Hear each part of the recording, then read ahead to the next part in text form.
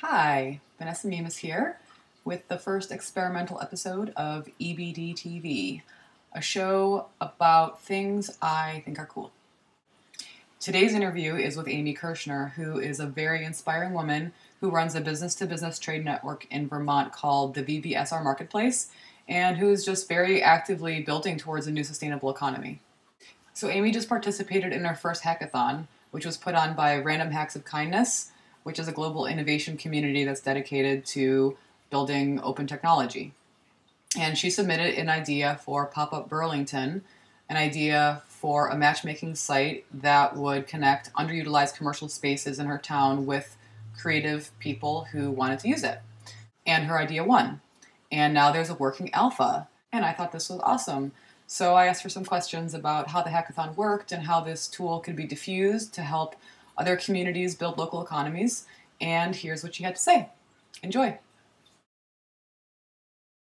So Pop-Up Burlington is an idea that basically takes vacant commercial space and connects it with citizens who have good ideas but may not have the cash to make those happen. Think art installations, community dinners, other hackathons, make-a-thons, anything a citizen might want to do but not have a budget to do it.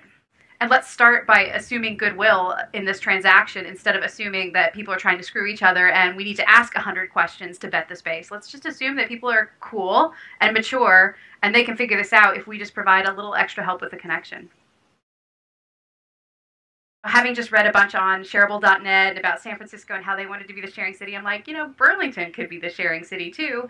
Why don't we have a database sort of like the commercial rental database of all this vacant space that we know is there, and those landlords who would be willing to let community groups have access to that space in non-market ways.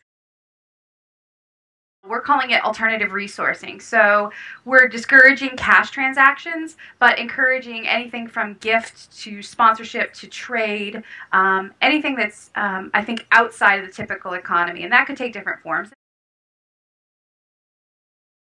The whole point of this and going open source was to make it possible for communities to do this in their own way. So I think it's very possible that someone could do this as a business, or somebody could embed this in a nonprofit and do much more even fee-for-service type of matching possibilities. I can very easily see how this could be monetized isn't the right word because, again, we're trying to promote alternative currency, but resource flows attached even on top of that with services. I mean, it could be run by an event management company that, as a side, will do, maybe they'll do the walk through the property with you and help you negotiate the terms with the landlord as an extra part of the service. Or, if a rental company said, hey, we'll support this and get your chairs and tents from us. I think there's a lot of levels of commerce that are possible on top of this, but I think at the very core that the idea is at first a gift, and the code is a gift, and the content that we develop is a gift. And so I think I would not be opposed if somebody wanted to make a business out of it or put those other layers of economic transactions on it. I mean, I think that's exactly what should happen, is this should be remixed in 100 different ways, and that would be one of them.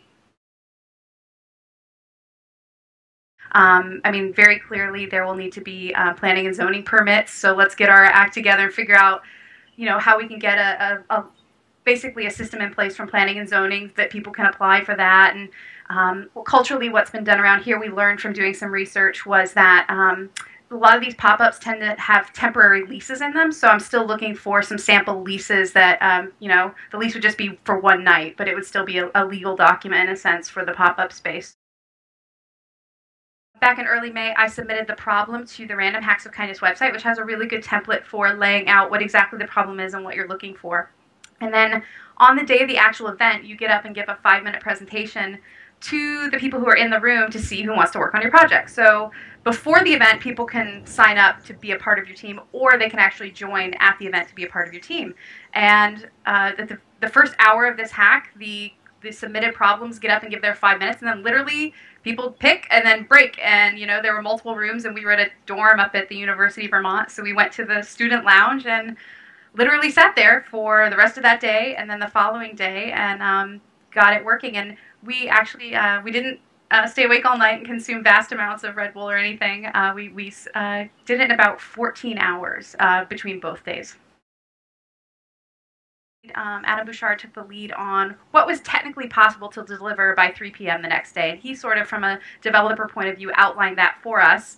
So we, talked back and forth and came up with, in that first hour, what the final deliverable would be, and then spent the rest of the 2 days actually working on that. And it worked out really well in that Adam was a great Ruby coder. Micah showed up, and he had a great CSS experience and was learning Ruby, so he and Adam worked together. I did a lot of the content and etiquette, and I guess if you want to call it culture tech. And then Kira did this amazing video, which you should link to wherever this ends up. But there's a 1-minute video that she did in while sitting there, and it was just spectacular. And then there were also a couple of deliverables by 3 o'clock on Sunday at the hack. You had to have the code uploaded to GitHub. So everything that happens at these events is all open source. You had to have a PowerPoint, and you had to submit a problem statement, which Kira and Will Zoll wrote up for us on the Random Hack of Kindness page, and put some excellent words to everything. So it just evolved. It was actually very, very fun, very fluid, and yeah, it was just, I would do a hack over again. It was so good. I can't recommend it enough.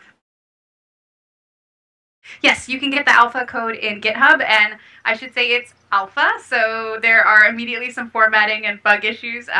We are using the summer to create a to-do list and recruit a little extra support to finish it up and take it to beta in the fall. We need a little extra help coding-wise, maybe a little extra graphic design help, and then feedback on the content.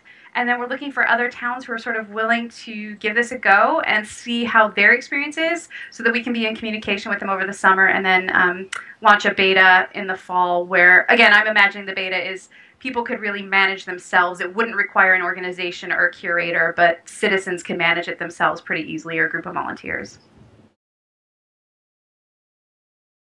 I think that the model is, we're demonstrating it based on vacant commercial space because that's what's available, and there's a lot of it in every main street. So I think that it's an easy place to sort of get a foothold to demonstrate this model, and again, the etiquette around these different types of transactions.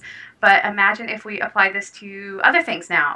Think about foreclosed houses. Think of all the foreclosed houses and all the people who need a place to stay. Is it possible that this could be remixed to different industries, to backyard gardening, to people who want to garden? I mean, I think the possibility is endless. I think the tech then is not the bottleneck. It's just our creativity and our ability to figure out how these relationships should work, because they're new types of relationships.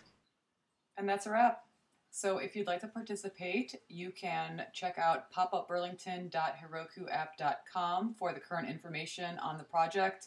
You can shoot Amy an email at amy.kirschner@gmail.com, or you can follow her on Twitter at Amy Kirschner and find out how to participate. See you next time. Bye.